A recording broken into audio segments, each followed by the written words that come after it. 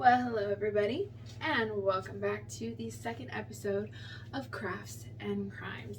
If you are joining me from the first episode, thank you very much, and you must have a lot of time on your hands since we did cover the crimes of Earl Nielsen and Shadow of a Doubt. That took some time, as well as the candles took some time. And if you are joining me for the first time and have no idea what I'm talking about, let me give you the rundown on what we do here. First of all, we talk about films that are based on true crime. Then we talk about the true crime. And as a distraction and a bit of a palate cleanser, if you want to say that, I don't know, something fun to do, I make a craft or a gift that is available from my store, from the Heart Gifts. Last time we did candles in repurposed glasses, and this time we are doing a facial scrub. I already did one for a demonstration. Very pretty. These are, and I'll post pictures if you follow the Facebook page and Instagram of From the Heart Personalized Gifts. There'll be pictures and links below for all that. So, what are we doing today? Besides the facial scrub, which I'll explain a little bit, and that is going to be a mixture of coconut oil and sugar. Now you can use brown sugar or white sugar. I use a golden cane sugar because it's kind of in between, so you get a little bit of the exfoliant from like the brown sugar, but it's not as rough, so it's not as fine. I can't talk. It's late. I work as a bartender, so I'm recording this very late or early in the morning, because if I go to bed and try to get up early, that doesn't happen. So I decided to do this right after work. So let's see how this goes. Like I was saying, I liked the golden sugar because it's in between the white and the brown, so you get the exfoliant, but it's not as rough as brown sugar. That's what I was trying to say. And it's going to have tea tree oil as well. Whew. All right, so what are we talking about today? We are talking about, it's a one-off, so it's not as intricate as a serial killer, but it is just as interesting, and I like this one too because it isn't as well known in most circles. I mean, a lot of people know about it, but even I didn't know all the details about it. So let's just get down to it. We're doing An American Tragedy, which is the murder of Grace Brown by Chester Ellsworth Gillette, then which was made into the book American Tragedy, and then was then made into the film A Place in the Sun, which is the one that the film that we're going to go over today. This is actually a remake of a film that was done in 1931 by the name American Tragedy, but it did so poorly at the box office when they decided to remake it, they changed the name. So A Place in the Sun, get to my notes. I like this movie, even though I have some issues with some of the representation of it. I mean, they make it kind of romanticized. We'll get into it. But I still like the movie. It has Elizabeth Taylor, Montgomery Clift, Shelley Winters, and it's directed by George Stevens. It was the year? 1951. And again, it was based off the book American Tragedy by Theodore Dreiser. Hopefully I said that right. Who knows? But I like it. Like I said, I like the movie. There's some issues I have with it. Of course, there's a lot of questions in this case anyway. There's a lot of things. I mean, we pretty much know what happened, but there's questions, and people even say that the lake's haunted and they see her around. So we'll see. I think I know what happened, at least, but most people do. But you know, there are some questions, and the take that this film goes off of goes in one direction to, again, kind of romanticize it, but we'll discover that.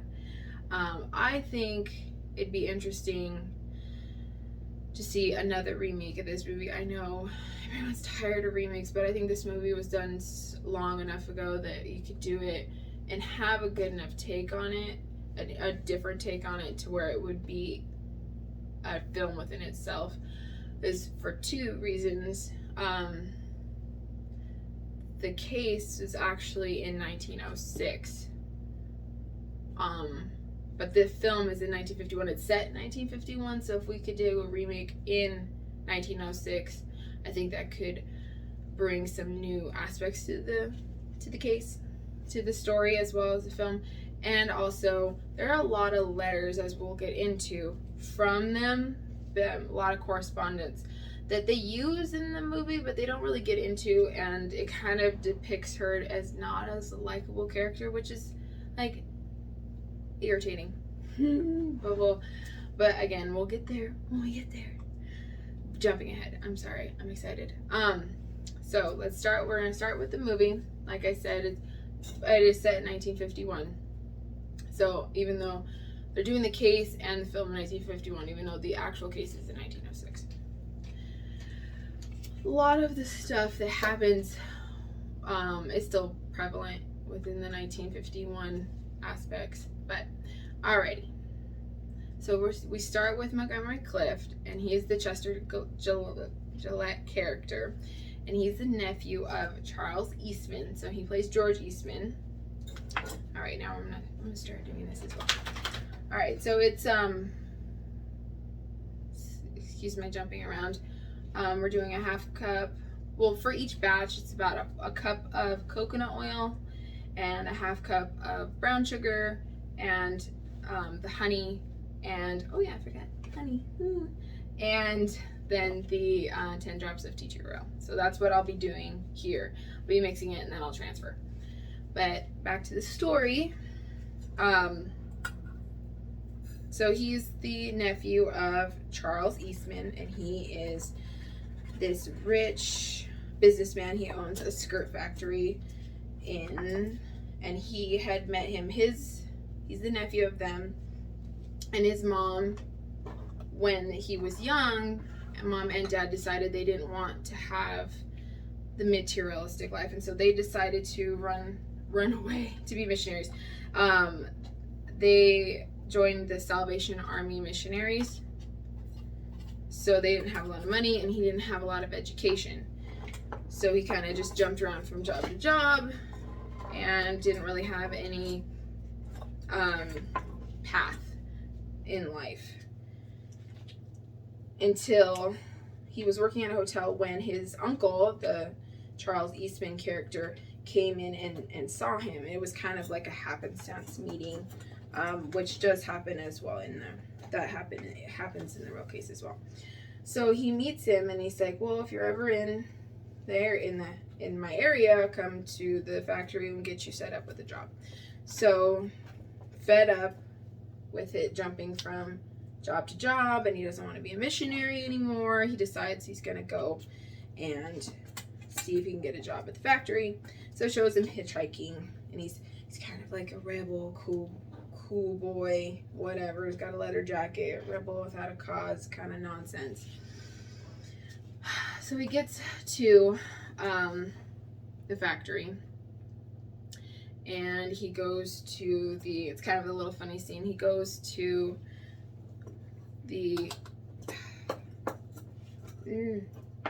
sorry guys, I'm trying to dump this without dumping it. Oh, I know, I have another bowl. Perfect. There we go. I'll use it eventually. I measured wrong on my test batch. I measured wrong, so I had like this extra amount of sugar. So now I can actually use it correctly. Perfect. Okay.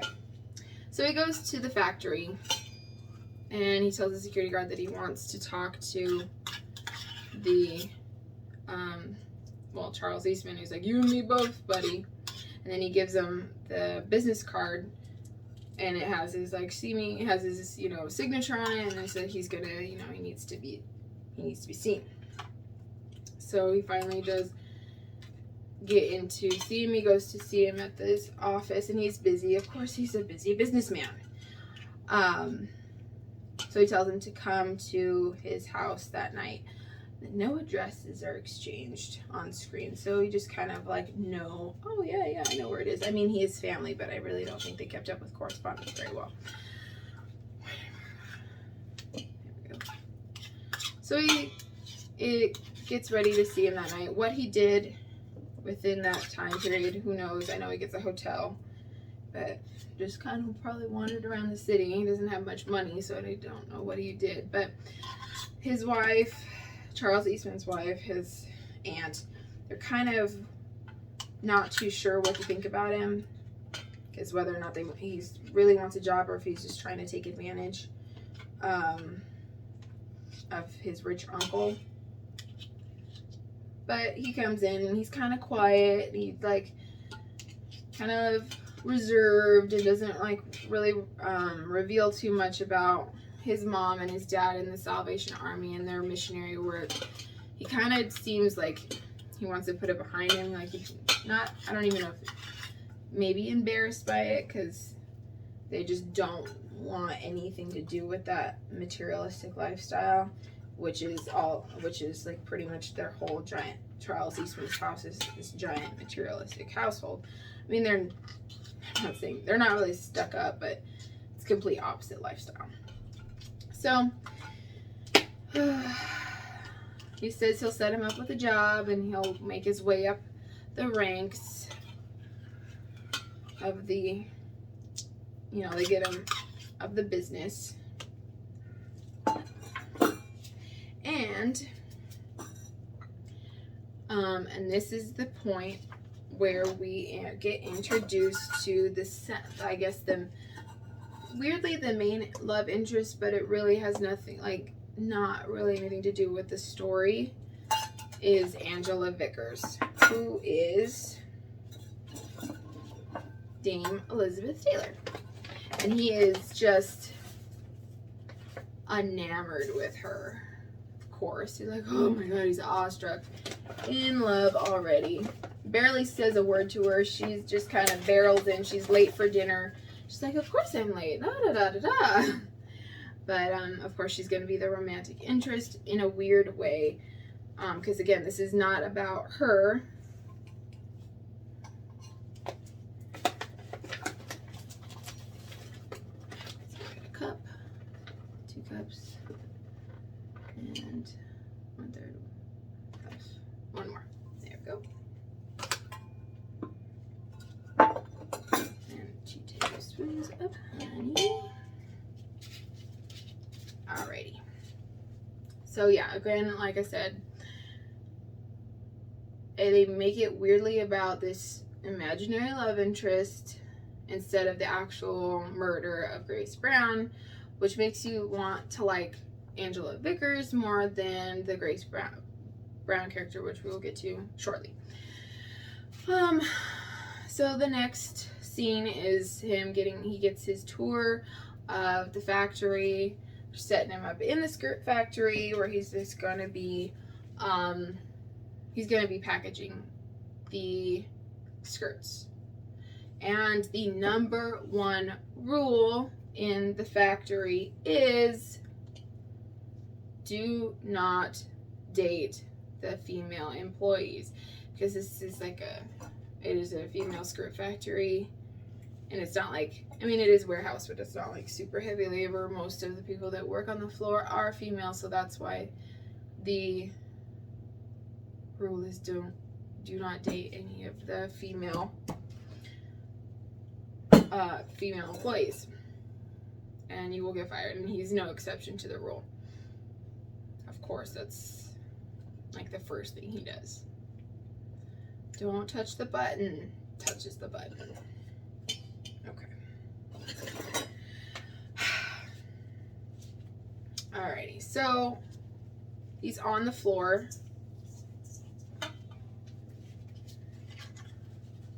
he gets set up to, let's see, 1, 2, 3, 4, 5, 6, 7, 8, 13, 14, 19, 20. Sorry, counting. All right, so while he's on the floor, he's packaging up the skirts. He makes eyes at Grace Brown, which her name is Alice Trippin here, and she's played by Shelley Winters, which is really an interesting story with her. I thought was that she really wanted this part, and they didn't really think she would be a good fit for it because she is like normally a lot of the roles before her, she was really voluptuous and like just more, not voluptuous is the right word, well there were some, but more like just strong-willed and boisterous, more just stronger characters. And so they didn't really know if she was going to be able to be quiet and reserved. So she didn't do her makeup the day of the audition, and she just kind of just really downplayed her dress, and she just came in, and when George Stevens came out of the office to call her for audition, he didn't even see her because she just looked, their word is mousy. I don't know. I don't like that word because I don't think she was mousy.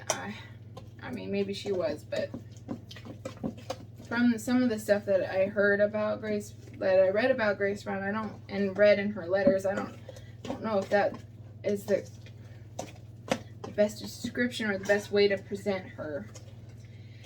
But anyway, she got the part, but then she kind of ends up regretting it because of the way that they direct her to play it. She got stuck, typecast in those roles. I mean, she does a very good job in the role. But again, it's like, she wanted it so bad, and then it kind of came out and bit her. But, so he makes eyes at her. They don't say anything to each other, but they kind of have like this moment of, oh, hi, ooh, I kind of want to know you.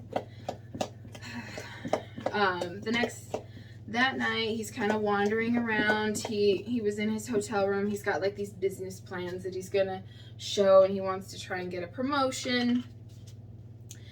But he decides to walk around the city, and he goes to see a show, and he ends up sitting next to Alice Tripp, of course. So by the beginning of the show, there's a seat next to them, like in between both of them.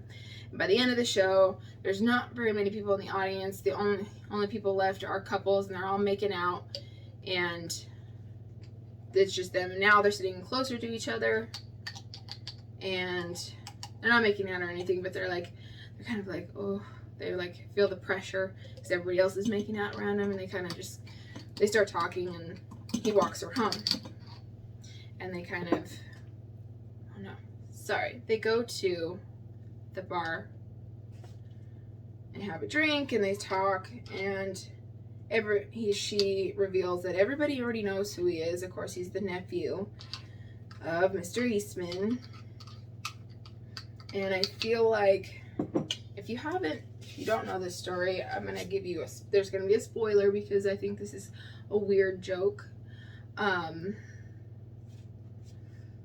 that they put in, like weird foreshadowing. I don't know if I'm seeing it because I know it, but I feel like there's some weird foreshadowing that they do.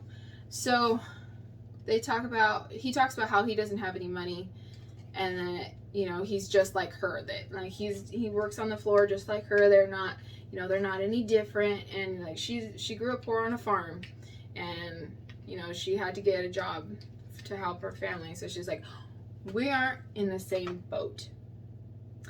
And this is a spoiler, is that she drowns, or she's beaten, and falls off a boat and drowns. So like, we're not in the same boat. Yeah, we're not in the same boat because you're going to be murdered. But I don't know. I don't know if I'm seeing that foreshadowing or if that was actually written like that. But again, and then they continue to talk that night. It also is revealed that she doesn't know how to swim. Again, like a little bit more foreshadowing. That he, not that he was like, I'm going to murder her. That was my initial thought. was that he was going to like he came there to do that. So he found out that she couldn't swim and planned this perfect murder, because he definitely didn't do that. But it's just like little Easter eggs or something that's going to go wrong. I mean, this movie was done off the case, so going into it you should know about it, but I guess if you didn't know, now you know. So they continue to date in secret, of course, because he's not supposed to. But although they date in secret, I listened to I will post all of my sources. Apologies, of course, Wikipedia for sure. I have a couple. Hold on. I apologize. I should have done this first. We'll go back up. Wikipedia, and then there is the Adirondack History, and then a blog by Kate Welshoffer that had some quotes, some of the letters that I was looking for from Grace Brown. But there's a podcast that I listened to on this case. Old Timey Crimey, that's what it is. Again, I'll post it. That they said that even though he was dating her in secret, he was dating all other sorts of girls that were a little bit higher class because she was poor. So he kind of kept her under wraps because she didn't have much better choices because she was poor, which is, I mean, for 1906 probably, but it still sucks. So, and of course, they sleep together, but in secret. She's renting a room. She has a landlord. They have to keep it real secret from her because she's not allowed to have any guests, which is strange because you're renting. But yeah, I know it's 1906, so you kind of have to. And this would be 1951. You have to kind of look at it through those eyes and not the 2021 eyes, of course. But yeah, so of course they sleep together. They continue to date. I think he probably continues to date other girls as well and keeps her on the side. How she doesn't know about this or turns an eye to it, I don't know. We have a lot of letters, but we don't have all of the information about that. But it's been a while. There's a lot of, again, what I've noticed with Shadow of a Doubt and this, the timeline isn't really discussed. It has to be at least a few months, as we'll discover shortly. But the idea, but it's not really, there's no on-screen text like 3 months later. So we don't really know how long they were dating. It had to be at least a couple months though, as we will see shortly. So they're at the factory, they're working, and his uncle Charles Eastman comes to visit to check on George, and he's talking to the other people like, why is he still on the floor? He's like, well, there was nowhere for him to go without firing somebody. And he said, well, you told me no special treatment. I'm like, okay. So he goes up to Charles and he's like, how are you doing? We're making good progress here. Blah, blah, blah, political business talk. And at the end of it, he invites him to a party that Charles Eastman is having, and where they can talk about his future and his rise in the company. And he's all excited because he has all these business plans. And I'm not saying he didn't have business plans. Maybe he did, but that could have just been his the romanticized character that they wrote for him. I don't know in real life that he really had that much aspiration, or if he just wanted to be rich without having to do the work for it. But that is also his birthday. Doesn't say that there, but after his uncle leaves, they're working on the same line, and Alice says, well, that's your birthday. I had a party planned for you. I was going to make you something special. And he says, well, I'll come over after. This is really important to our future. And I'm not saying it isn't in his family, but whatever. You don't have to bullshit about it, because you just want to go hang out. Maybe see that really pretty girl that you had your eye on that's super rich, blah, blah, blah, blah. Whatever, dude. Anyway, now it's the day of the party. And he gets caught up talking with his uncles. He gets caught up within like the whole fanciness of his house and his party. And of course, he sees Angela. And he just can't pull himself away from Angela. He calls his mom at the party as well. And his mom is freaking out that he's talking to a girl, which, I mean, considering how the rest of his life goes, it's probably, maybe she had a right to worry. Squishy, squishy, squishy. I do like these though. The silicone ones, they help get it out faster.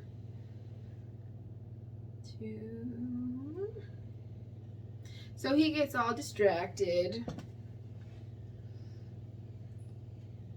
and forgets for 4 hours that Alice is at her house and has a birthday party waiting for him. I mean, it's not like he could say, hey, my girlfriend from the factory has stuff for me. But, you could say something. He could have not. But anyway, he finally gets over to Alice's house. And this is when it is revealed that she is in trouble. And if you don't know what that means, in 1906, 1951 speak, that means she's pregnant. I can't remember the exact line she says. It's like, you're in trouble too. This is part, not just me. You're in trouble too, which is kind of like, yeah, it's both of you guys' issue, not just hers.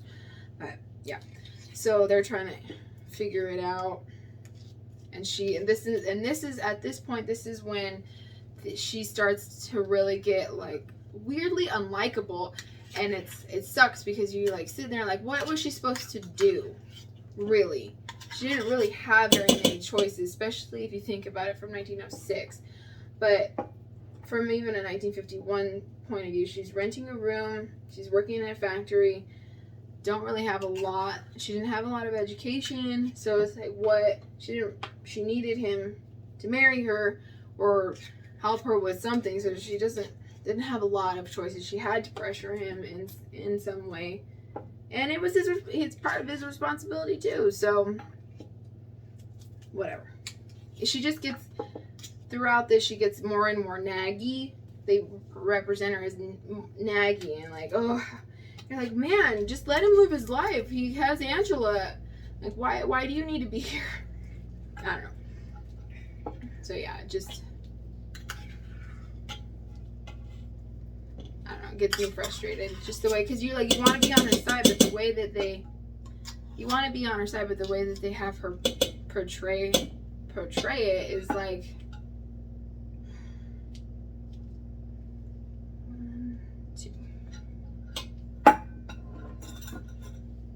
really nice.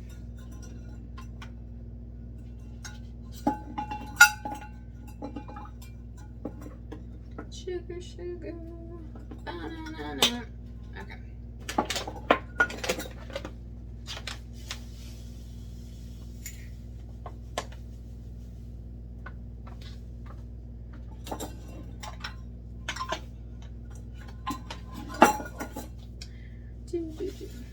One second.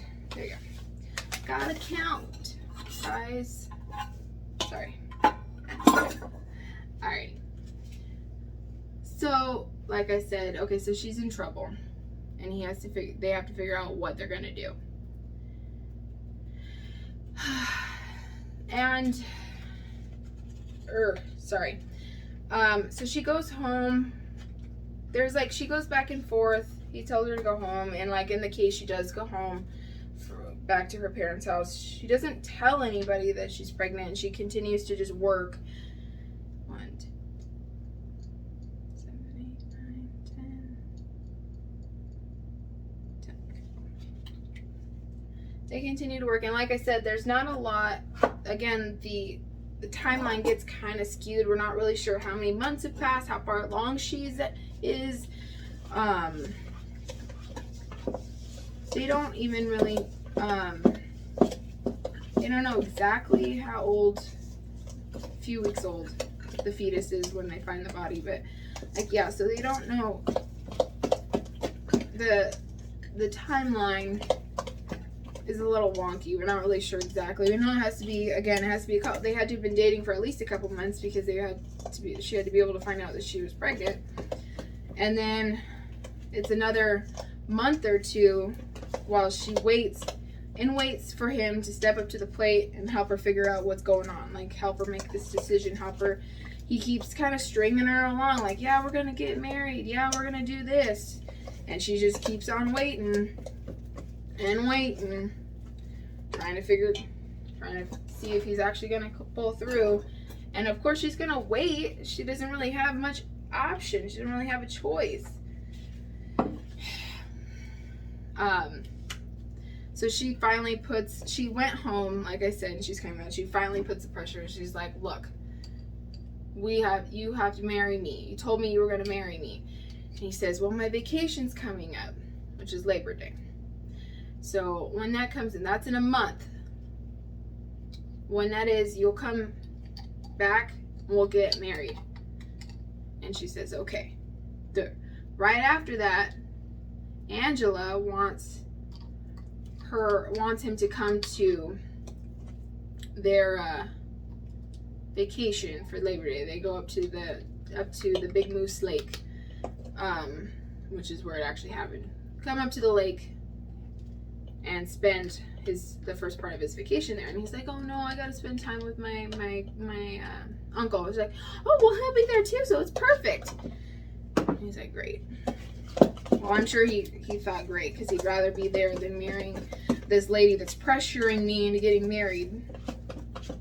Which, it sucks that she even felt like she had to get married. Like, why get married if you don't want to get married? But like, she didn't really have much option, especially in 1906. I always go back to that. That's why I think that doing a remake set in actual 1906 would really get the mindset of like, duh, 1906, she's like, didn't have any rights back then. What is she supposed to do?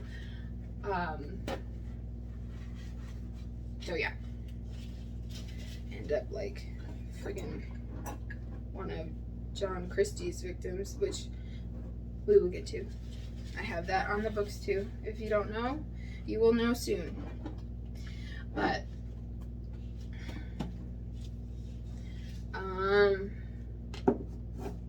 I've lost my place. I apologize. No. So now it's Labor Day. It has been a month. They're at the party, and she's down there, and she's waiting for him, and waiting and waiting, and he doesn't show. So she calls the uncle's house looking for him. He says it's a family member, like a cousin that's sick.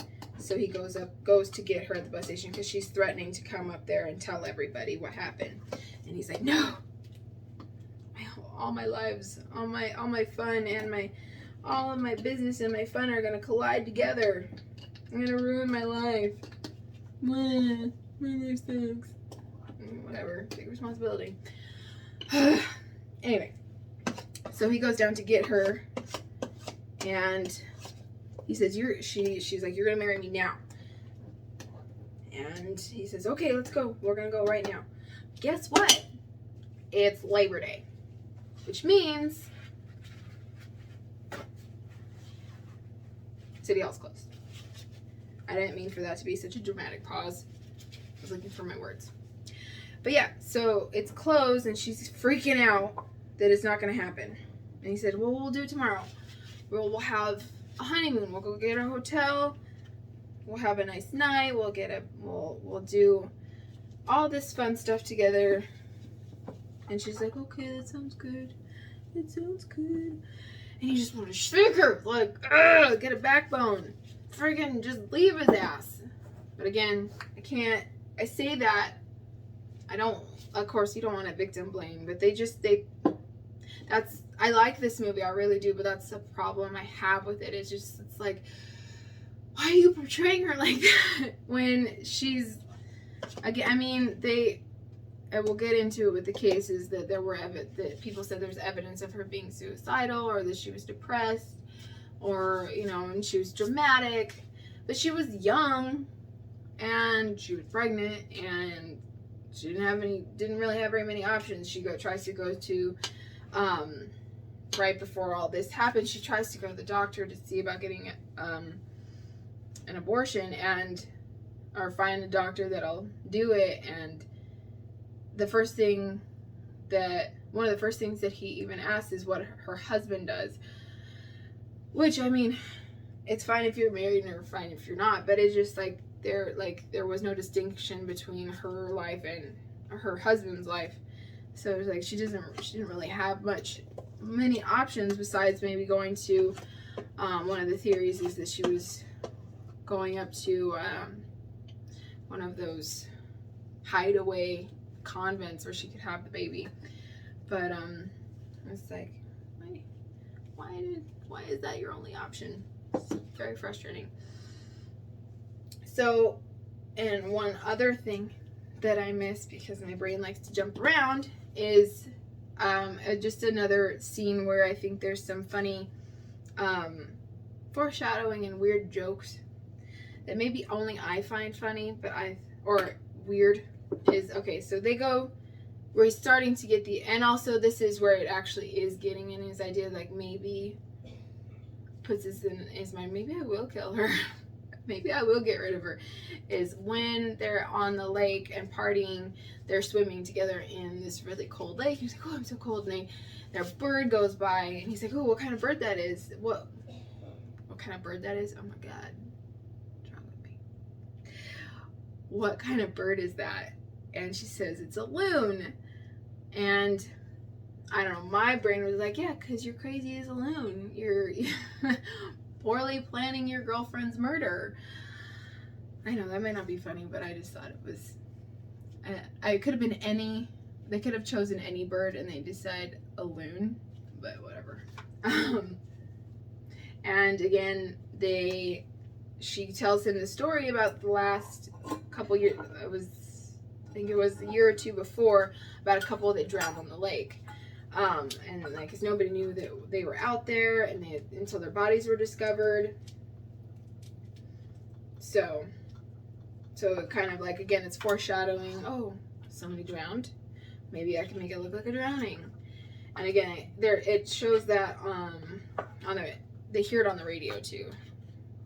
So it is kind of like continuous weird foreshadowing, putting it in his mind. You're like, well, maybe this is it. So when he tells her that we'll have like a honeymoon, we'll go to a hotel, we'll go spend some time together, that is in the back of his mind, that they're next to a lake where people drown and nobody thinks anything of it. It's just drowning. So they go to the hotel, and then they get situated, and they decide, well, they're driving to the hotel. I'm getting the case and the movie mixed up. Apologies. So they're on their way to the hotel, and then he fakes a car problem, so they pull over. And they're like, well, let's just walk down, we'll have a picnic on the lake. So they have all their stuff with them, and they're gonna go on the lake. There's nobody on the lake that day. And they're gonna eat in like a little, like, not a canoe, just like a little tiny boat on the lake. That just sounds awful. But I'm not a water person either. I'm kind of a cat in that aspect. Like, just don't put me in the water and leave me alone. But, I don't know. Maybe that sounds fun to some people, but it doesn't sound fun to me. So they go on the lake, and when he's renting the boat, he uses a fake name.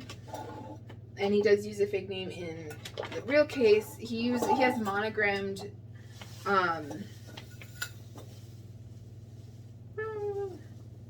luggage, so all of his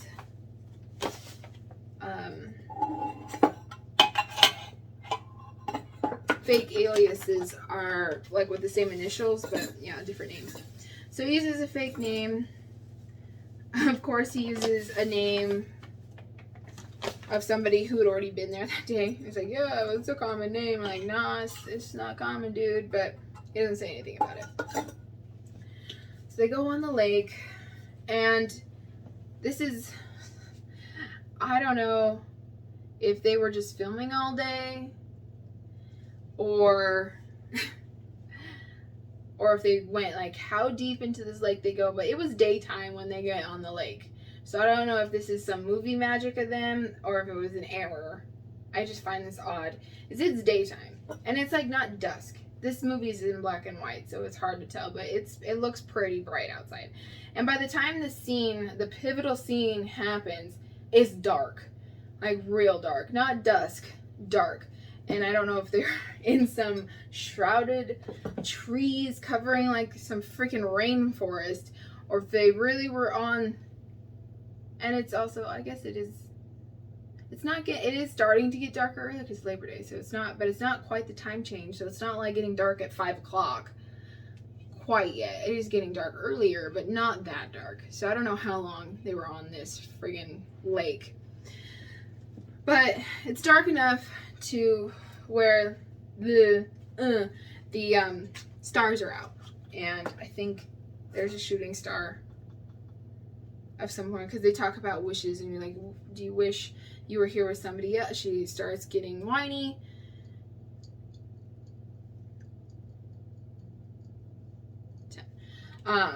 Again, I don't like to say it that way, but it's the way they depict her. She starts getting real, like, whiny and sad, which of course it's like, of course you'd be sad if somebody's breaking up with you as the father of your child, you know, kind of abandoning you. But they have her do it in this really naggy kind of woe is me way, instead of like where you just want to be like, leave him, where you're kind of on his side.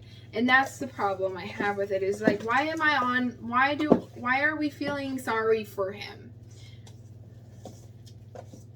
He made his choices, and I know she did too. Like, this is two takes two to tango, but he did take advantage of her, and it's like, why am I feeling sorry for him?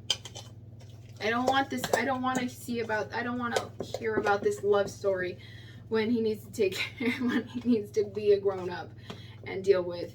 Even if he doesn't want to marry her, you want to support her, help her with whatever. I don't know. Just step up to the plate, dude. I don't feel sorry for you. I don't want to feel sorry for you, if that makes sense. Just the way they kind of depict the movie. Although, like I said, I still like the movie. I get frustrated with some of the scenes when they do it, when they set it up that way. I do, like I said, I always say I still like the movie. I can like it and still have problems with it. So she says, I know you wish you were with somebody else. Wouldn't it be just like better if I died? And she's so sad. I wish we could go back to when you still loved me. And then they have her stand up on the boat. And again, she doesn't know how to swim. Like, why would you even go? I know how to swim, and I still wouldn't even go on the lake like that. They don't have life vests on. She doesn't know how to swim. Why are you getting up on this boat and just like trying to walk to him? This is, again, it's like, so they set it up more of, they go on the accidental drowning kind of thing. She stands up and they tip over. And they fall in. And he doesn't try to save her. And I know that sometimes when you try to save somebody who's drowning, it ends up pulling you both under. So, that is his excuse for not trying to save her. But he also, like, it just all of a sudden he's on the shore by himself, walking through the woods. And he didn't even try to find anybody. That's the other issue. He happens upon some campers. He tells them, like, he's going hiking, and he's in, like, it's not a tuxedo, but it's like a 3-piece suit. Yeah, you're going hiking, dude. And he could, and at that point, at any time, he could have said, hey, my girlfriend just drowned, or just, like, so they could at least find the body before then. And so I think there's, he was trying to make it look like, I think, where he drowned as well. Like, he made it look like both of them drowned so that it wouldn't come back to him. But he's not too good at this. Kind of does everything a little bit half-assed.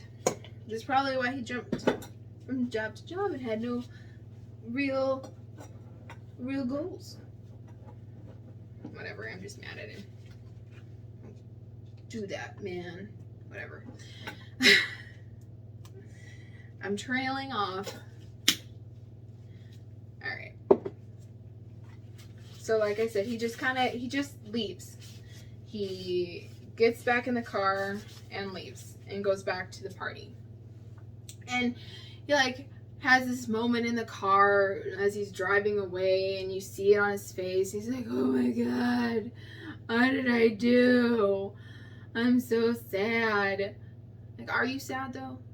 Like, you took this carrot. You didn't want to step up to the plate. Maybe you take her to, like, he didn't want to support this baby. He did, like, I guess you could have given it up for adoption, gone to one of those convent, like, I went on vacation and then came back 9 months later kind of thing. Like, he didn't want to be there for her, which, like, who's to say? They shouldn't get married if you don't want to be together. That's not cool either. But he could have just still been there for her. But he didn't want to jeopardize what he had with Angela. So I feel sorry for you. No.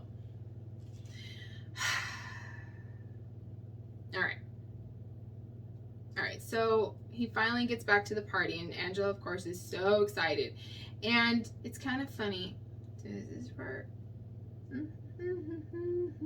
I think this is there's a part of the film, I might have mixed this up. There's a scene where Angela's parents are talking, because they're not too happy about her wanting to date him, because he's from a wealthy family, but he himself is not wealthy, and he doesn't have a good job yet, and so they're just kind of like, don't really want them to date. It's kind of like like a Huntsberger Gilmore Girls reverse kind of thing. But she goes, well, if we say no, it'll just push them together even more. So they're just kind of just letting it play. She has to realize she doesn't want to be with him on her own.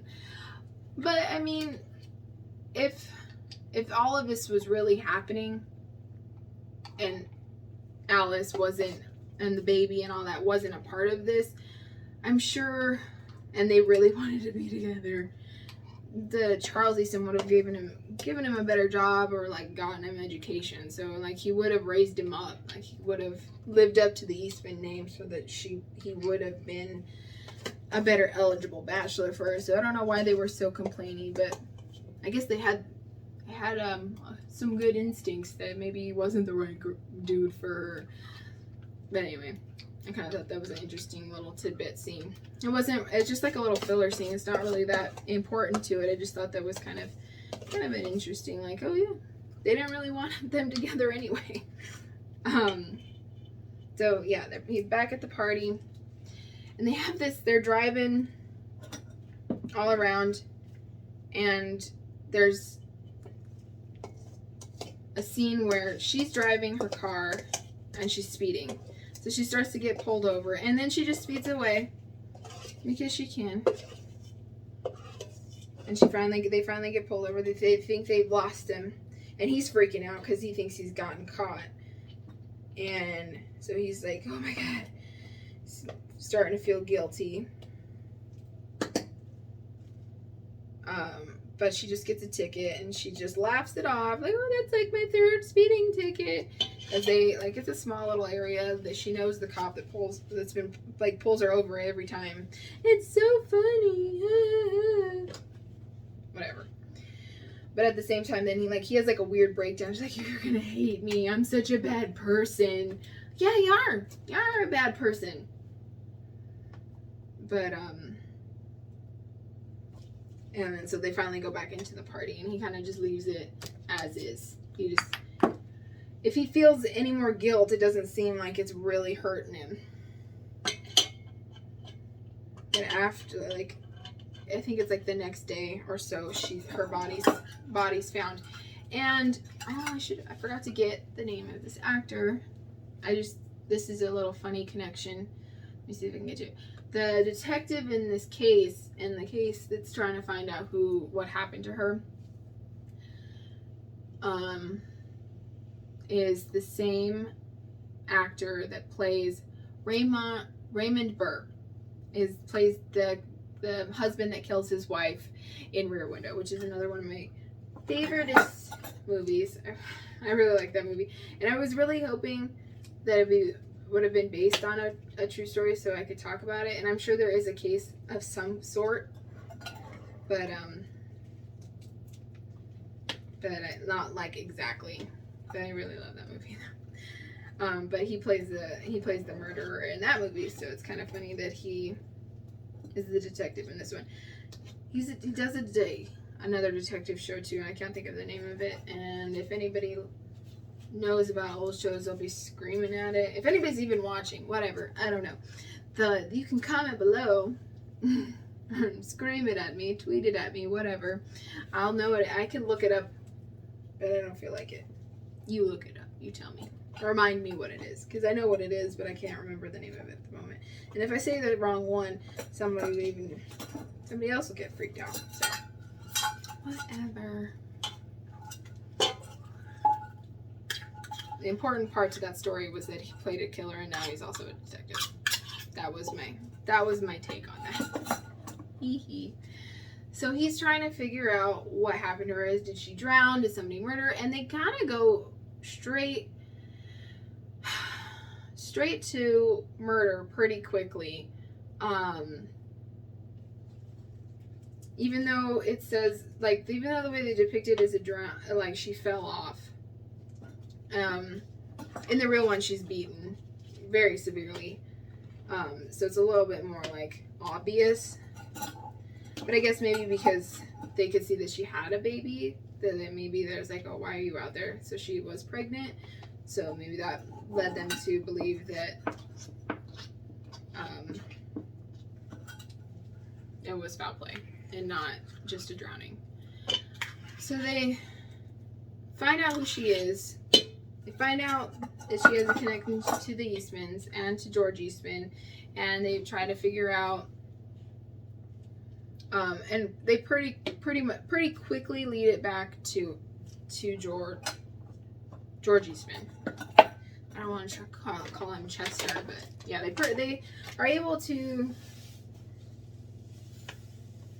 link it back to him pretty quickly because she's not from there; she's up there. Yeah, that's her only connection. So they pull him over. We know what you did. We're gonna arrest you. And it's like real quick. So they take him in. And the families are freaking out. Charles Eastman was like, well, I know it's not, if he's innocent, we will pay for all of his defense attorneys and all of his defense. And, like they're like kind of standing behind it, but kind of not, because they like kind of they don't believe he did it, but they are also like, maybe, and we don't want to be affiliated with somebody like this. So we're not sure. We're just gonna keep one foot in and one foot out. And then her family, of course, is like, oh, good God. No, we knew we didn't like her. We knew we didn't like him. God. And so mesmerizing. And of course, then this is, I forgot, it's like I don't know if she hurt herself or she like won some, I forgot the actual tidbit, but like, it's like the best faint that she has, that Elizabeth Taylor has when she hears the news. After all of this, she has this, like, she walks into her room and she just like falls down and everybody comes to her rescue. And I think it's like the epitome of like the best faint. I don't think she hurt herself. She knew how to do stage faint or whatever, but oh my God. Problems. I just got it out a minute ago. Having an issue. Maybe I just have one of those wheels going. I'm buffering. My body is buffering. Oh, good God. I'm gonna rip the box. This is ridiculous. I just had this out a second ago. It got stuck. The tags got stuck on the bottle. Life is hard. So difficult. Okay.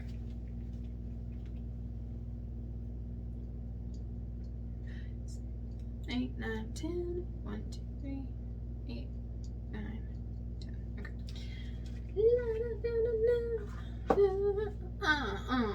I don't know. I'm getting a little bit spastic. Sorry, not sorry. Good Lord.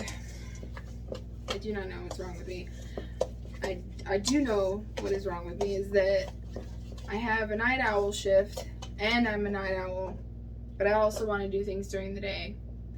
So I don't sleep as much as I know I should. So excuse my bursts of insanity. Okay, so the trial starts. And they go through in the actual trial, they read all of these letters that are between the two of them, these correspondence. And so we have a lot of her words, which is I think is very interesting. And I know they use some in the film, and they use some in the book, and there's another book that they use her words as well. I just think it would have been really interesting to use, like, to base the movie off of more of the correspondence than this false love story.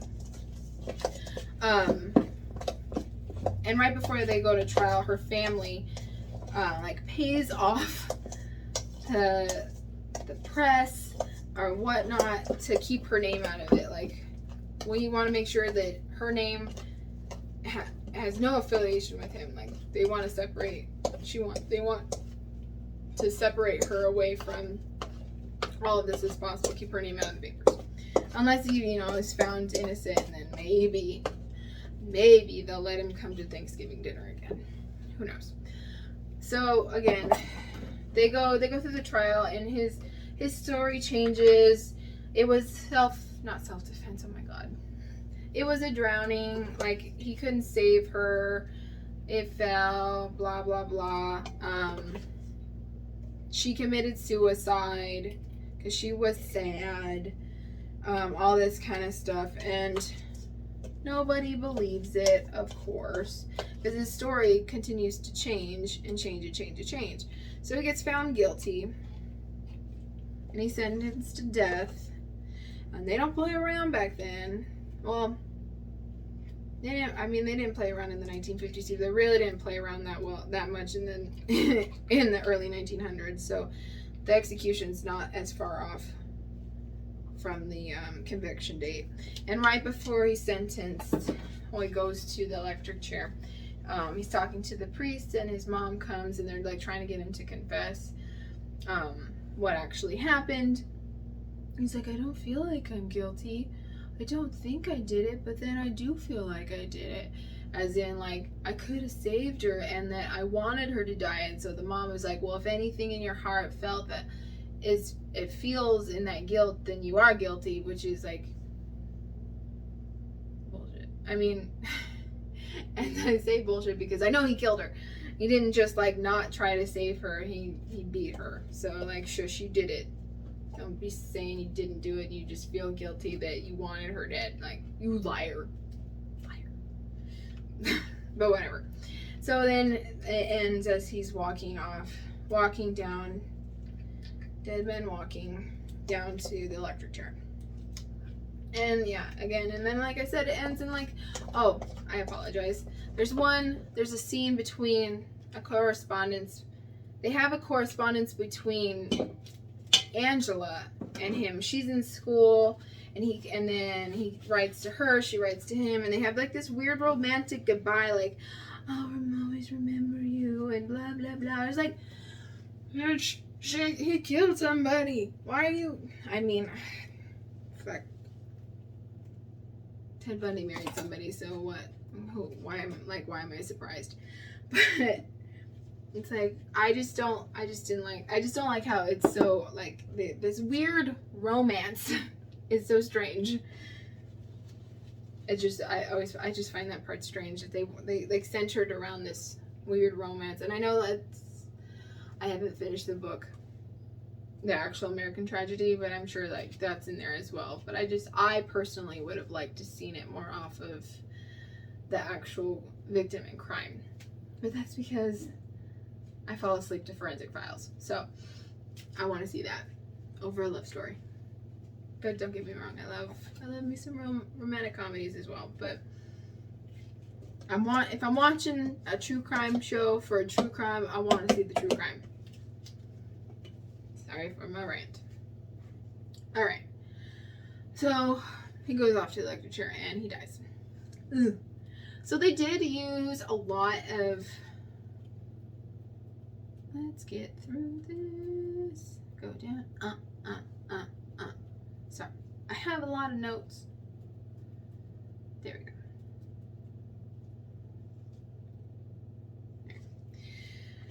go. So they did, like, there's a lot of pieces that they used in the film and I'm sure in the book that are very closely related to the actual case. But there's a lot of details as well that they don't get into, like the actual story of the Grace Brown character. Like they really could have. I mean, she's a very formed. They're formed characters, but there's like a lot more details that they could have done with the Alice Troop character if they had used actual Grace Brown information. Which, I mean, she did. She's a daughter of a farmer. And she did get a job to get more money, so that's not like, okay. So that part is, but she was born in, I'm not gonna say this right, South Oteslick, don't come for me, New York, and she's the middle child, daughter of, well, I mean, they say the successful dairy farmer, but I know that she did go get a job to earn money as well, so it wasn't, I don't know like how much money they really had, but like this is a really cute, like this is how it like seems like she had more of a Spitfire attitude than they portrayed her. Like her nickname, she wanted to go off as Billy because there was this song back in the day, Won't You Come Home, Bill Bailey. So she went by Bailey, and then she also decided she wanted to she's Billy the Kid, so she signed she went off Billy from that song, but also Billy the Kid, and then she would sign her letters the Kid. So it's like, that's like, I don't know, that's like pretty interesting character trait to just be like a sad and naggy character. Like they could have added that like spark in her. And then Chester Gillette was born in Montana, and he spent his childhood in Spokane, Washington. And his parents, they were, like I said, like this is very similar to the storyline in that, they were financially comfortable, but they got really religious, so they abandoned all of their materialistic wealth and joined the Salvation Army, which is funny. In the movie, he says it's not like the Salvation Army, but it is the Salvation Army. They actually were in the Salvation Army. And they would travel around the United States and West Coast and Hawaii during his adolescence, doing religious missionary work. And then he left. He went to a prep school for a couple years, paid for by his wealthy uncle, but then he left in 1903. And then, like, so he doesn't have that much education. He could have, but then he left. So it's like, you could have, if he had stayed in that school that was paid for by his uncle, maybe he wouldn't have had to work those odd jobs. Maybe he wouldn't have had to go to the skirt factory. Maybe he wouldn't have gotten her pregnant. Maybe he would have started in the business school. So, like, it didn't seem to have as much direction as they try to portray in the movie. Whatever. Alright, so then again, this part is like the movie, is that he had a bunch of flinging coconut oil all over the place.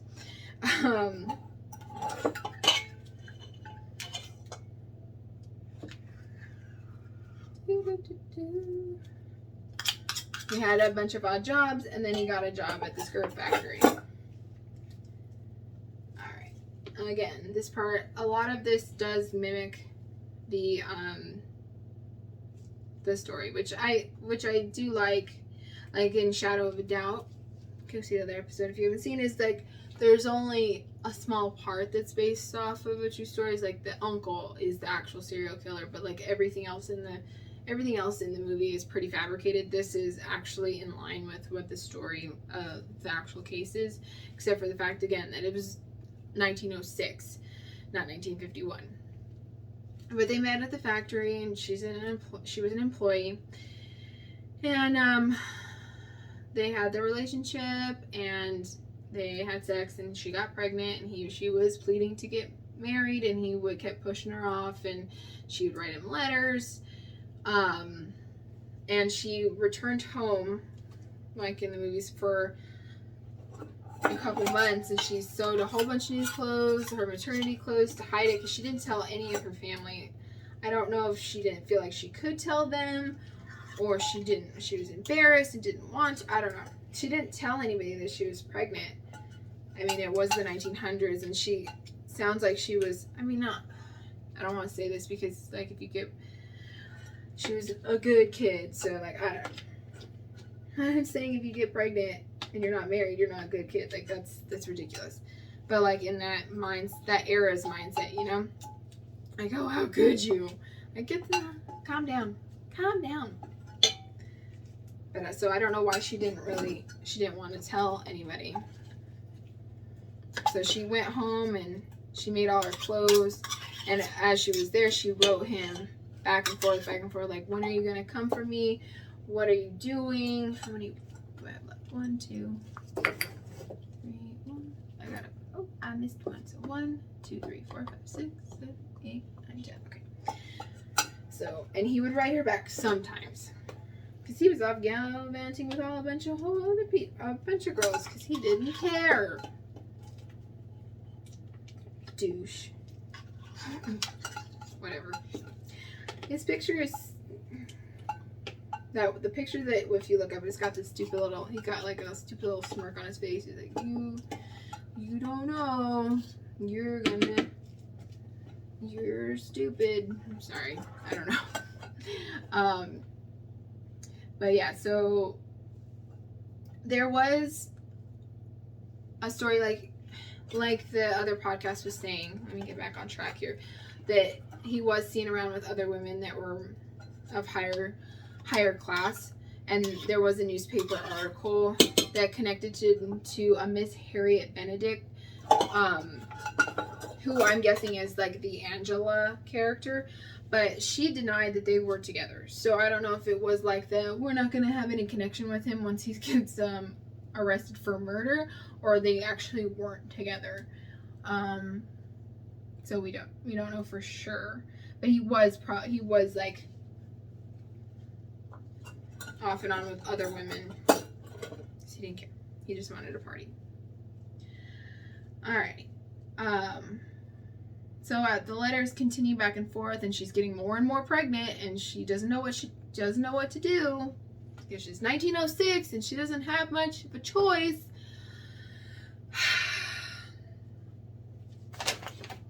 And she's still waiting for him, and like it sucks that she just thought she felt like he was her only option. Continues to write to him.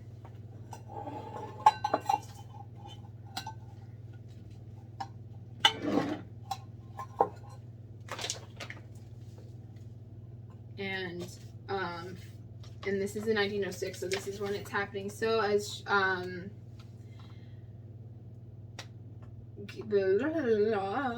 brain fart. Again, like they only have so many months till she actually is gonna give birth, whatever. So he kind of again, he just continues to drag it out, doesn't answer her, gives her these vague answers, puts it back on her, makes her feel bad about it all, while he's just gallivanting around, doing whatever he wants, going up in the company, whatever. Cool. And okay, so again, like I said before, when they were writing back and forth, there's a book of the letters that I really wanted to find. I really tried, but there like I couldn't find an audiobook of it or even a PDF. There was an actual paper book, but it was like $45, and this channel is free. I can't spend $45 on research right now, so I continued to look.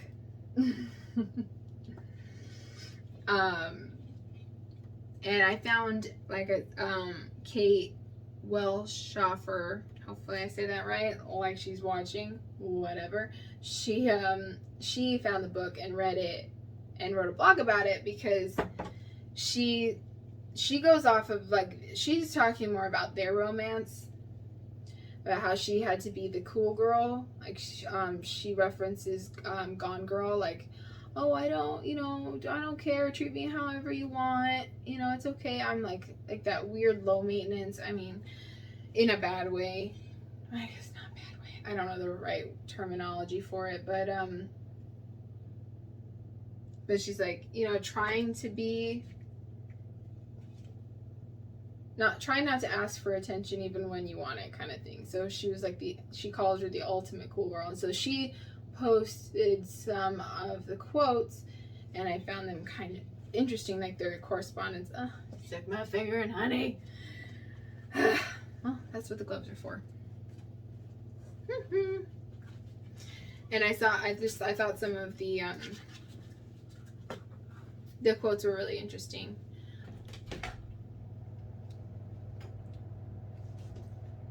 Hi. Love you. I love you too.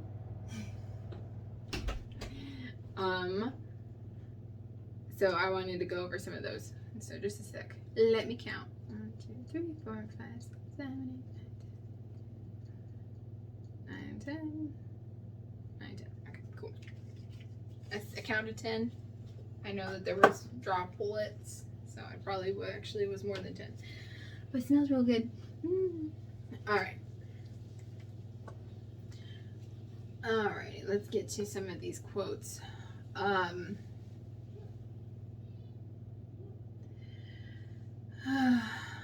I wish, so this one is from, so these ones are from her to him, and again, she would like just continue to push and like try to get some kind of answer out of him, and he would just either leave her unread if you want to use our terminology for it, or just answer her in really vague terms. So, in July of 1906, I wish for your sake things were different, but I have done all I can to prevent you being bothered.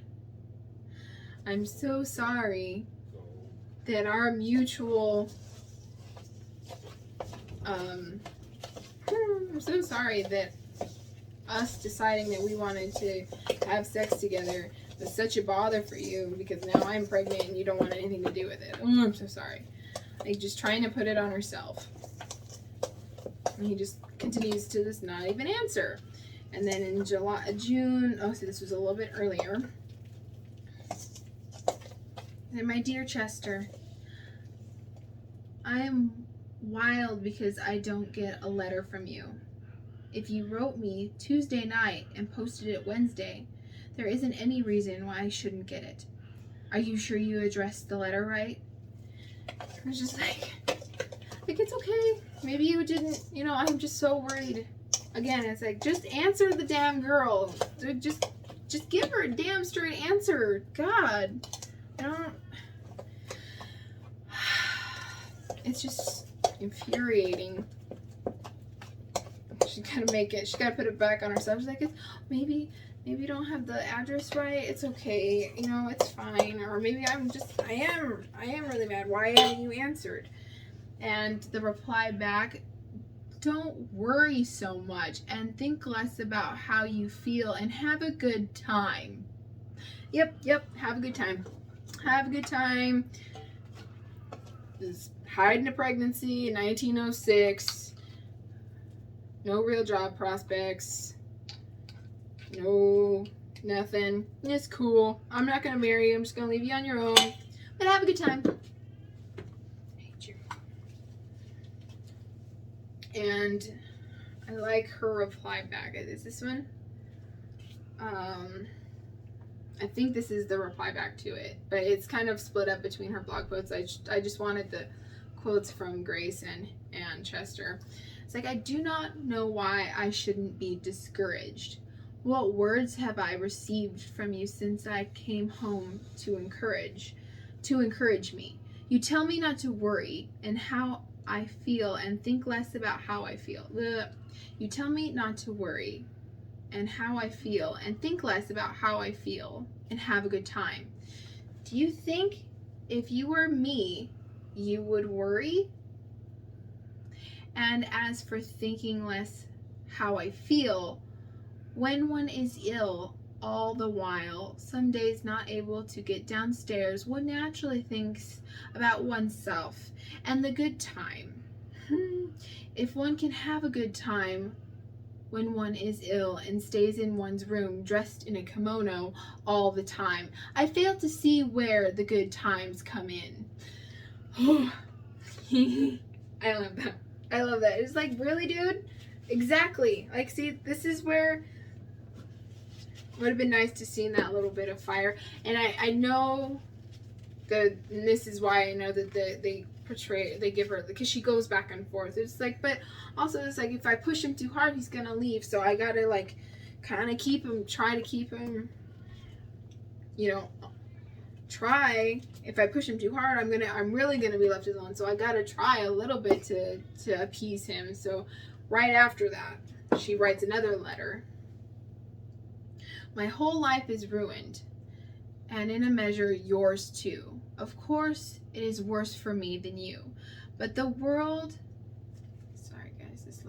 but the world and you too may think I am the only one to blame, but somehow I can't. Simply can't think I am, Chester. I said no so many times, dear. Of course, the world will not know that, but it's true all the same. Now, I read that one. I thought there was another. I apologize. This letter and the True Old Time Crimey podcast, they talk about with that letter, it kind of sounds like she didn't want to have sex in the first place. That he kind of, whether it was rape or that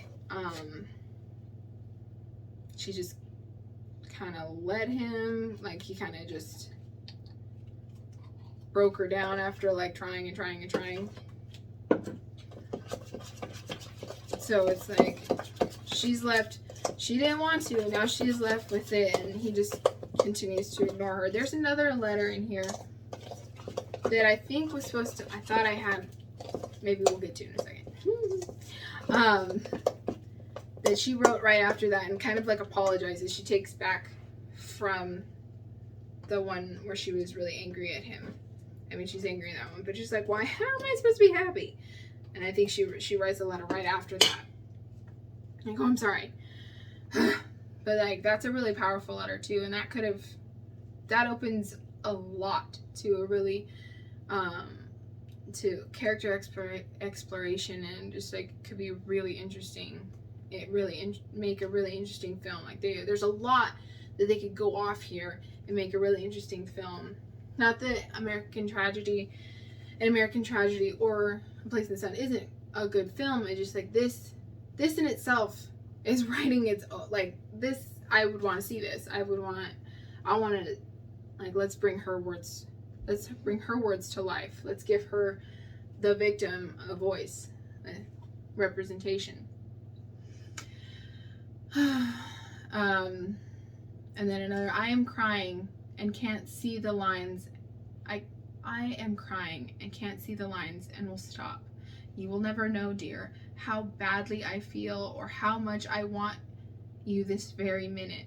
With love and kisses, the kid. So yeah, this is the one where she goes back on like how angry she is because she just wants some answers. She just wants somebody to be there for her, like he said he was going to be. And why does that make her nagging when he said he was going to, or like is leading her on? So like, no, let's just make her really mousy and naggy. It's fine, and we'll have him fall in love with somebody else. That's cool. Then he finally answers. I don't know where we can or will go. I have really no plans beyond that, as I do not know how much money I can get or anything about the country. If you have any suggestions to make, I wish you would, and also just when and where you can meet me.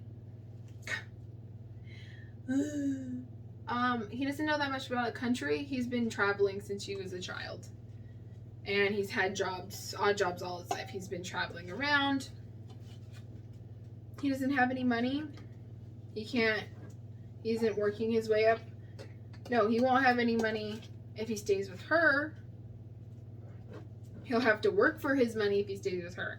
If he goes with, like, if he was with this Harriet person that says they weren't, he'll have that money. He doesn't have to work if he just lives off his uncle. And he probably thinks his uncle's not going to support him if he has a new baby. Because he'll have to take responsibility for his actions. But he doesn't want to do that. Rude. Okay. So finally, Gillette made arrangements for a trip to the Adirondack Mountains, Big Moose Lake, in New York. And the pair stayed for a night at Utica, New York, and then continued to Tupper Lake in Franklin County, spending the night. It rained the next day and ruined their plans for an outing on the nearby lake, so they returned to Big Moose Lake, which is where it is going to happen. The bad stuff, the incident, at the lakeside, the Glenmore Hotel. He registered under a false name, although, like I said, he uses his own initials because everything was monogrammed. He was carrying one suitcase. Like, we don't question this. We don't question this at all. Okay, so he was carrying one suitcase and a tennis racket, and Grace at this point had all her stuff with her at the time. So she finally left. I thought she had another letter that said, I will never see my family again. So it wasn't that, like, she was saying goodbye to this place. Not that she was going to die, but like that she's like leaving this place forever. Her family and hopefully moving. She sounded like she was trying to move and marry Chester. Like this is her moving on point. But she had everything with her. And there is one theory that he was actually just taking they weren't going to get married, but he was going to take her up to a home for unwed mothers. So that's why she had everything. Not that they were getting married. But we don't really know because she didn't make it either place. But he had a tennis racket on a boat because that's normal. So like I said, at this point they were, she was expecting hopefully an elopement. He might have been just wanting to like dump her somewhere at the unwed home and like dip. Oh yeah, I'm gonna marry you. You stay over there. Okay, bye. Whatever. That would have been better. At least somebody would have helped her take care of the herself and her baby until she could get a job, put the baby up for adoption at least. I don't know. Just let's not murder people. God. So on July 11th, they took a rowboat. That's the term, not a canoe. A rowboat on Big Moose Lake, and where you take a tennis racket, of course, and he clubbed her and beat her with his tennis racket. That's what the theories say.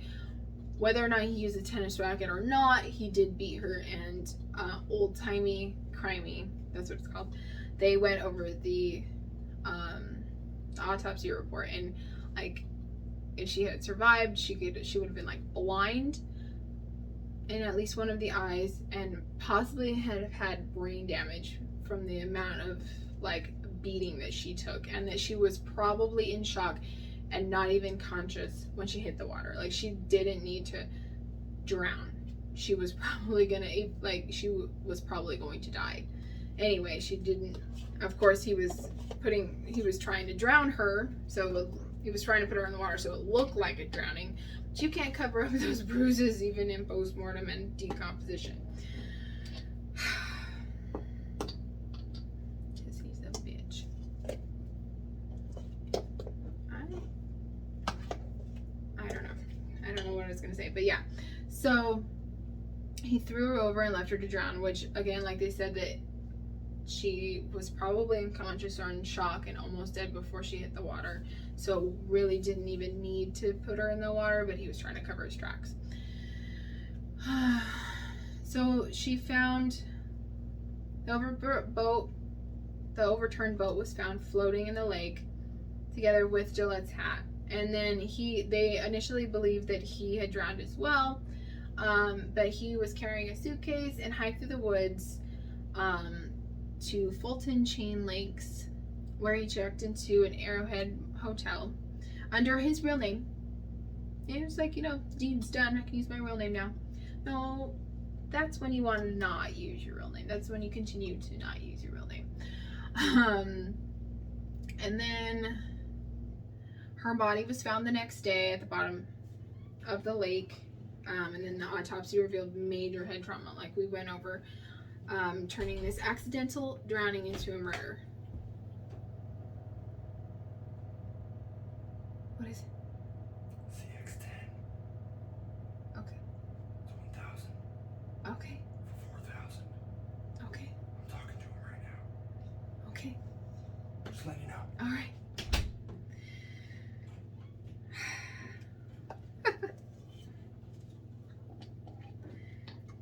My husband wants to buy another motorcycle, so we'll see about that one. Anyway. Back to the sadness. Okay. So like I said, the autopsy revealed major head trauma, and it was not accidental drowning, no matter what he says. And he had done, again, poor job covering it up. And he was quickly arrested, of course, because he had used his real name when they found him.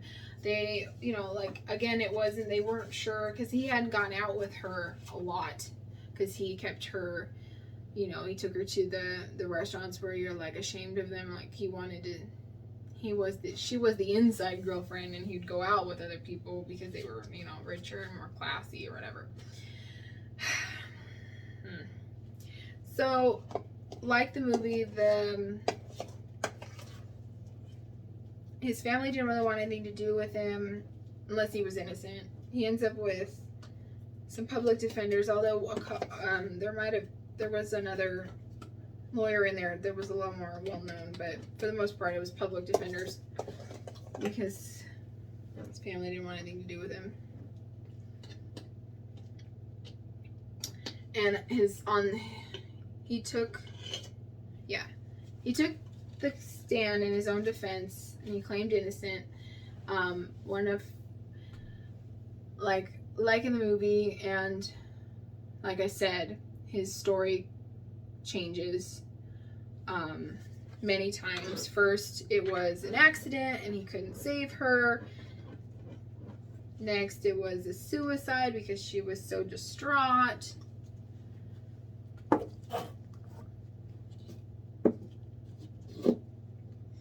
And then even after, I think after the after the conviction, he says, "Oh, you know, she had seizures. He came up, oh, you know, that's what happened, was that she had a seizure. That was why." I mean, I don't know why you wouldn't have brought that up during the original trial, but again, so his story continued to change, and he took the stand, I believe, in his own defense, and that did not help his case for sure. And again, he couldn't explain the injuries, why he had his tennis racket with him. Guess who does that on a boat? Why she had all her stuff with her, but he didn't have his stuff except a tennis racket. Because, yeah, that's how that works.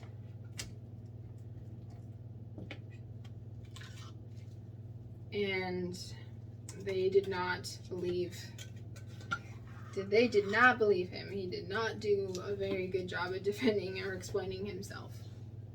They convicted him, and the New York appeals court upheld the conviction, and Governor Charles Evan Hughes refused to grant clemency or give reprieve. And March 30th, 1908, Chester Gillette was executed by electric chair in Auburn, and at Auburn Prison in Auburn, New York.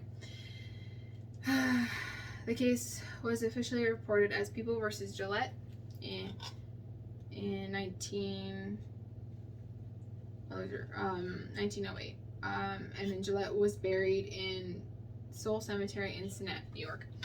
So it happened in, that's what I was saying, he went from 1906 and executed by 1908. That's only 2 years. They didn't mess around back then. I mean, whatever your stance is, I don't want to get political or whatever, but nowadays, Ted Bundy waited 10 years, and that's still relatively quick. It takes a while. If anybody does anymore, it takes a really long time. So they didn't mess around with their appeals back then. That's crazy. You don't even really, it doesn't seem like he could have even had really very many appeals. Not that we know he is guilty. His only other defense was that she had seizures, and that's why she fell.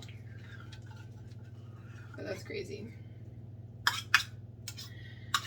It was executed in 1908. And then,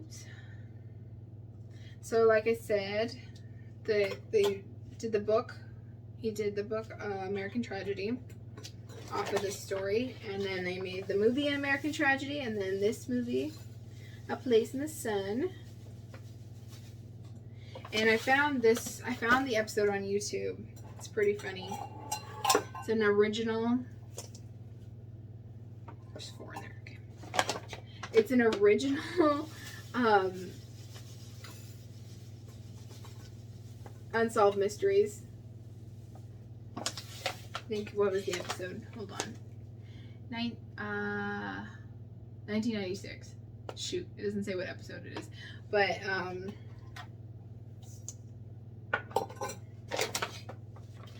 I just thought it was really funny. They do, because I guess the Unsolved Mystery doesn't really go, it's not really going over the case. I mean, I guess because there is some question as to maybe it really was an accident, but I really don't think it was an accident. She was beaten.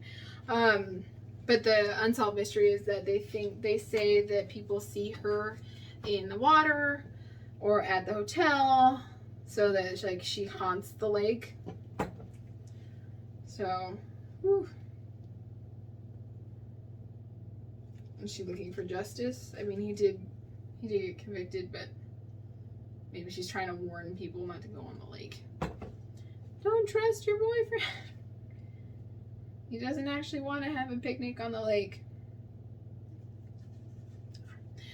But people say they've seen her at the hotel and in the water. Like if they're on the boat and they look over and they see her, like that sounds terrifying. Whether or not you believe in ghosts or not, like that, I don't know if I really believe in ghosts and all that.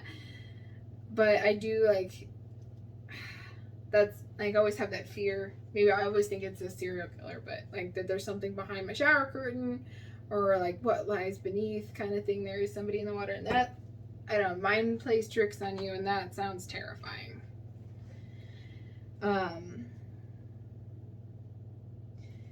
While Gillette was in prison, he wrote a diary about all of this because he never really took responsibility for it. And then in 2007, the diary that he wrote during his last 7 months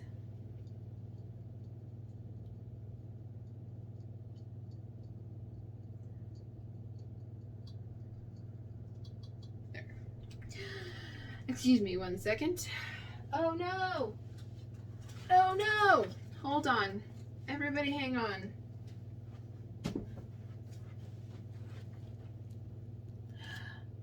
Excuse my finger.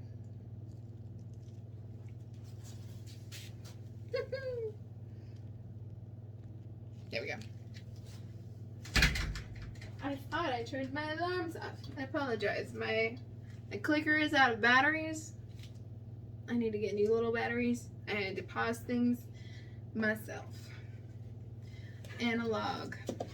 But whatever. So he wrote the journals and letters that he wrote while he was in prison for the last 7 months. In 2007,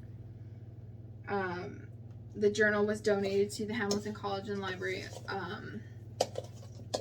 by Gillette's grannies. I mean, why do I want to know what he says? I don't know. Maybe I do. I mean, we continue to watch documentaries on stuff all the time. But I just like, why? He's just gonna, why do I want to know the excuse? Like, I don't want to hear his excuses and his woe is me. He beat somebody to death. Like, I don't care. I do want to read their letters back and forth. Like I said, I think that would be a really interesting part of the film that they really missed there. And in addition to the diary, there are 12 letters written by Gillette during his time in prison that were donated. 11 of the letters addressed to Bernice Fern, a friend of the family who moved to Auburn in New York to stay with. Ooh, I'm not drunk, I promise. And then the 12th was a farewell letter written the day before the execution, addressed to Hazel Gillette. And then they were published in 2007, almost 100 years after his execution. So, I mean, I'm sure that they're probably interesting just to see, but it's like how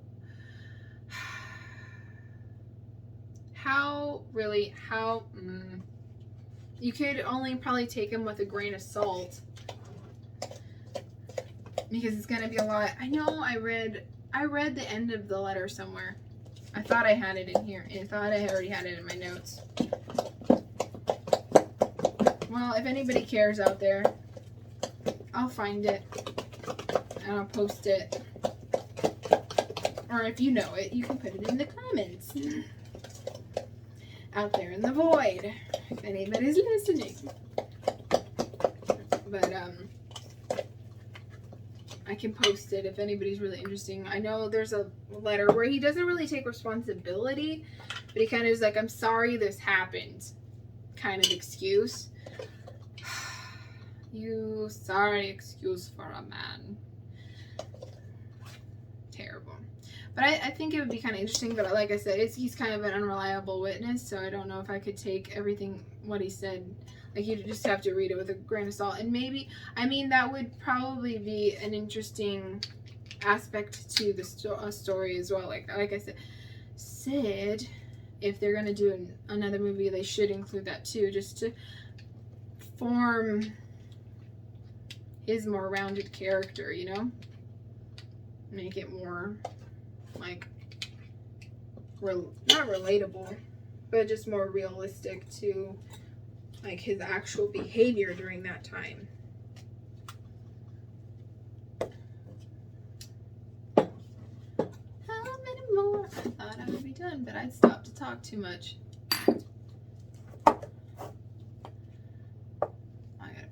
Am I missing? Okay, this is the one I'm missing. Sorry. I have my little hand-drawn. I'll post a picture, but you can't see it too well. Here. Lean over a little bit. Those are my hand-drawn labels. Weird plug. I upgraded my phone to, I don't know, the 20S Note or whatever, and you can, because it has a stylus, and I drew on that thing. And I'm not sponsored or anything. Wink, wink. By T-Mobile or whatever, but I was able, like, I upgraded so I'd have a better camera to film this. This is not like I'm investing in fancy film equipment right now. Maybe one day I'll have a studio and not just in the second bedroom. Off in the distance, off in the future. But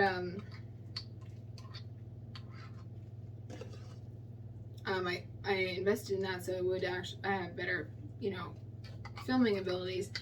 But it came with the stylus, and then I was able to get some really awesome drawing apps, and I was actually able to draw some really cool stuff. And then you got to use that Cricut, and I was able to print my labels with that, and I'm really excited about that.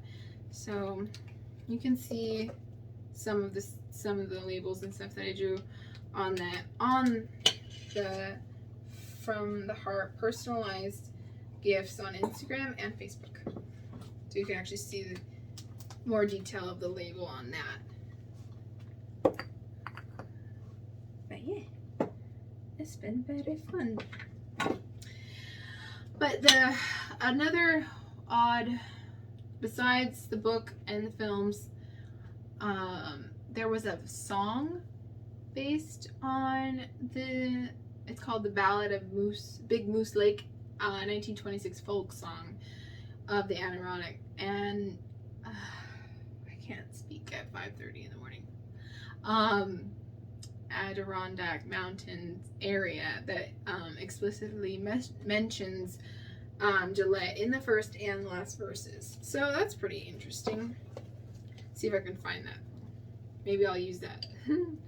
Find the song. I'm hope maybe it's not copywritten anymore, and I can actually use it and play it at the end. If not, maybe we can play a little bit of it. It's a 1926 folk song. That's pretty interesting. I wonder what that sounds like. I don't know why I didn't listen to it. I meant to listen to it before, but I'll find it and see if I can post it. But again, that's so yes. The murder there you have it. The Murder of Grace Brown by Chester Gillette, in the movie based on the events, A Place in the Sun, with Montgomery Clift, Shelley Winters, and Elizabeth Taylor. And like I said, I really love this. I really do love this movie. I remember, it's a funny story. I was in an acting class. I really enjoyed the acting class, and they you pick 4, 5. Okay, so you get to pick. They help you pick your wheelhouse characters, and which is a term they call, is things that you would fit your own personality, that you could walk in, if there's nobody competing against you, you would get. And when I went in there, I had gotten a scholarship for it because it's an expensive class. And it was really fun. That I wish I could have stayed for longer. Maybe eventually, but whatever. Losing track. You go in and you do an exercise and they help you like choose like characters that go off of like your, like I said, your personality. And then I was there for a while, and my favorite teacher, he was like, well, I think I was watching a movie the other night, and I think you could really do a good job with the movie A Place in the Sun. I'm like, oh yeah, I really love that movie. I really like it. And he's like, yeah, the Shelley Winters character. I'm like, damn. But that's before I really knew anything about the character of Grace Brown. And because I remember, like, I really like the movie, but I really get really irritated with that character because she's, like, they make her so sad. And I was like, dang. Like, not that I was like, what? But I don't know where I was going with that sentence. But, like, I do really like that movie. And then I thought about it, I was like, yeah, well, I didn't end up doing a scene from it because I didn't stay in the class for long enough to, but I think I would. And I think about that now because, like, when I watch it, it's like, what could you do to bring a little bit more of that fire into her? Like the fire from those letters into the sadness that they put in the character for her in that story. And I think that's one of the reasons why I think they should remake it, and why I've thought about it so much is because my teacher was like, you should do a scene, one of the scenes with that character, because I think there could be more brought. And I'm like, shameless plug, is like, please put me in a remake. So I could like rock it, of course, whatever. But I just think they could definitely explore more options with how they depict her character, so that you're not on his side. Like, you shouldn't be on his side. You're not on his side because he murdered somebody, but you're on his side kind of because it was kind of an accident. And like, why is she pressuring him? So, like I said, I think I'm not reiterating myself to death. 1, 2, 3, 4, 5. Okay. I think that they could do a lot with what actually happened in this story.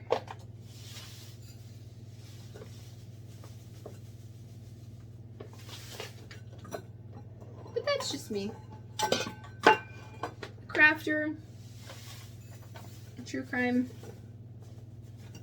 buff. I don't know. I think that's a weird term, but like a true crime enthusiast.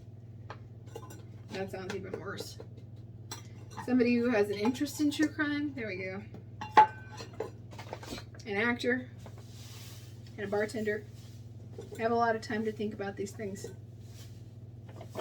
when I'm not trying to yell at guests. Maybe one day I'll do that remake of A Place in the Sun, and they'll set it in 1906, and they'll use the letters. I don't know. I think that'd be really cool. If you think that'd be really cool, you let me know. Anybody who's actually listening. Who even cares? At this point, I'm trying to fill time. Maybe I'll edit this out. Maybe I won't. Who knows? But,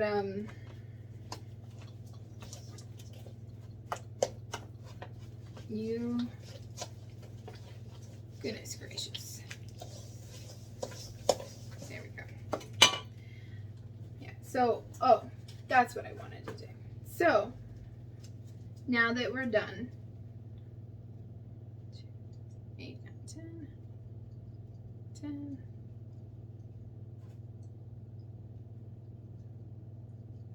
There we go. So now that we are done with Place in the Sun and the Grace Brown murders, what are we doing next time? If you are still here, if you were here to begin with, next time I gave a hint earlier about that. If you remember, I referenced John Christie. There was an English serial killer, John Reginald Christie, who killed sex workers and unsuspecting women who thought they were getting medical treatment during the same time period that this movie was set. So in the 50s in England, I believe it was 8 women, but we'll get into the details next time. So he killed them, and the movie is three. Why did I say 3? I always want to say 310, like 310 to Yuma, but no, it's 10 Rillington Place. And I'm actually going to talk a little bit about 2 films that were based on it, because there is the original older movie, I think it's 1971, that they did, and that one was really good too. It's a good movie. I hadn't heard of it before, but I wanted to continue to do older cases and older movies that hadn't really been just like beaten over the head with. That's a bad choice of words, isn't it? I'm sorry. Apologies. But like everybody knows Silence of the Lambs, everybody knows Psycho, so I wanted to continue to go into the more obscure cases. I mean, people know these cases, but maybe not everybody does, and not everybody knows these movies either. So I did that movie, but while I was looking up the movie to watch, I found that they did a mini-series on BBC in 2016, so I watched that too. It's a 3-parter, and so I'm going to discuss both of their takes on the story and then the case of John Reginald Christie. And he's just a swell person, and just not at all. Another irritating man. I wasn't trying to say anything funny about that. I wasn't trying to get all weird. I just noticed that both of these subjects were very irritating people. But we'll get into the details of all of that next time. And I believe we will be making shower soothers. I like shower soothers better than bath bombs because I'm not really a bath person, although I will make bath bombs. If you so choose, I do make them. I can make them, but I don't really like, it's not that relaxing to me. Again, I am a cat, so I don't really want to be in the water like that, and it gets cold. You can't get yourself covered, and I just kind of like, it's pretty for a second, and then what do you do with yourself? So I like the shower soothers because it's the same concept, but it releases in the shower, and you get like the aroma, and so I have the relaxing ones. I have the nasal decongestant, energizers for those morning shower people. But so we'll be making shower soothers and discussing 10 Rillington Place and the murders committed by John Reginald Christie.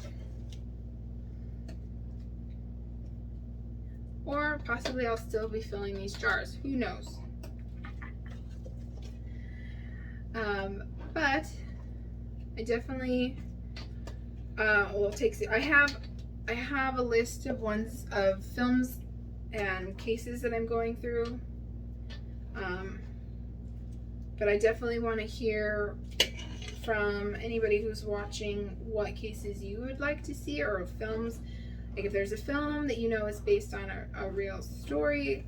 I have some fun ones, some scary like horror films that are kind of based on true events, just because it's kind of fun.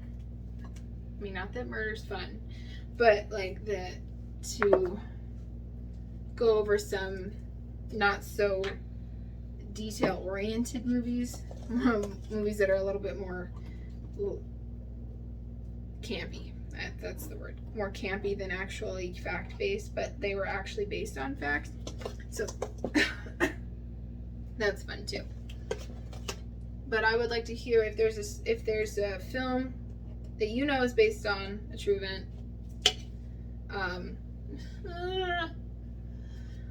Gotta love long hair, right? That you want me to cover. Maybe I'm already covering it, who knows? But I would definitely love to hear from that, or any kind of crafts I have. Body butters that we're going to be doing. We're going to be doing sugar scrubs, like body scrubs, coffee scrubs in the next few weeks.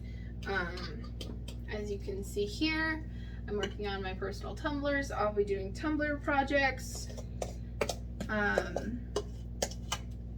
So if I have wood burning activities. So much room for activities that we'll be doing. If there's a certain craft or a certain thing that you want to see done as well, I would love to hear what you would like to see as well. And you can, all of my links will be below, but you can follow, we're almost there. Last bits. Thanks for sticking by me, guys, as I'm trying to finish this. If you've already left, that's cool too. You wouldn't hear that because you already left, but whatever. You can get all the updates on what I'm gonna be covering and making on my page on Instagram and Facebook. The name is From the Heart Personalized Gifts for both of them, because From the Heart Gifts was taken. And the same, I believe this, at the time of this filming, the website is still under construction. By the time I post it, it will be up. So the website will be posted below. I believe it's going to be fromtheheartgifts.com, but it could have the personalized in there as well. It's a mystery. Stay tuned for that. And then you definitely can, oh goodness, if you heard that, that is my puppy. She's snoring. Maybe she'll make a debut sometime. I will post pictures of her on the Instagram and the Facebook too, because she is my little mascot. But you can get updates on the Instagram and the Facebook, like the video, subscribe to the channel, hit the bell, I think that's what they say. So if you want to get notified when I do the next video. I'd appreciate it. I really enjoy making these crafts and making these videos. It's a way for me to interact with you guys. You can see how all of the crafts are made. We can have our true crime book club together from afar.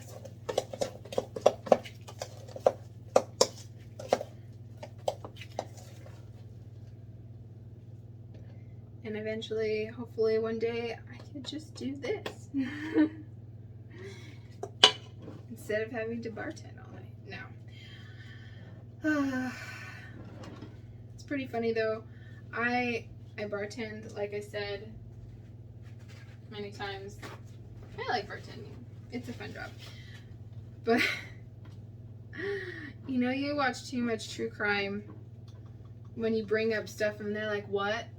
You're trying to have a conversation and make a connection with the guest, and you're like, oh, I crossed a line, didn't I? I was talking to these two ladies, and of course I'm sober, so it makes sense to me, but they're drunk, so I gotta explain it a little bit more. These ladies were talking about how somebody they know likes to like kiss on the mouth as a greeting, and like some cultures do that, whatever. Like, I'm not, if that's your thing and it's consensual, whatever, I don't care. And I said, as long as it's not Keith Raniere, I'm good. And they're like, huh? I'm like, oh, I'm sorry, people don't, everybody doesn't watch all the cult true crimes. You didn't watch the NXIVM, you didn't watch Seduced. Like, I'm sorry, that's not a good joke. I'm sorry. So I had to explain myself, and they're like, oh, okay. I'm just gonna walk away now in sadness and replay this horrible thing in my head. But yeah, so that, I am glad I have this outlet where we can talk true crime. I can talk true crime, you can listen. Hopefully you can engage with me, and we can talk about these cases, because I think they're interesting. Would like to talk more about them. I think especially ones that have a little bit open-ended. I mean, I know people do have theories that, you know, maybe it really was an accident. I mean, after like the autopsy results, how could you think it was an accident? But you know, there are weird things that go around in the case, and some of the other cases, like the Earl Nielsen and like the possible other victims of his, and again, there's victims of Christie that are up in the air as well. So possible theories and things are always interesting to think about. But we made it! We made it to all the glasses. They're all wet. And I've got my labels printing to seal everything so they can be ready for your order. And so you can wash your face with a piece of crime history. No crimes were committed in the making of these crafts, except for maybe bad comedy. I apologize. But I will see you next time when we talk about like John Christie and 10 Rillington Place. See you next time.